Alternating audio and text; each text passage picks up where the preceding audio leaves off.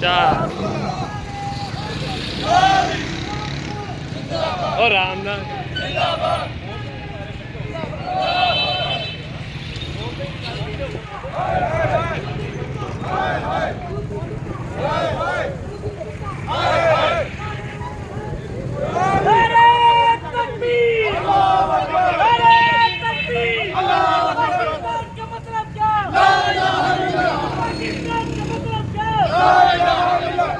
India की बर्बादी तक,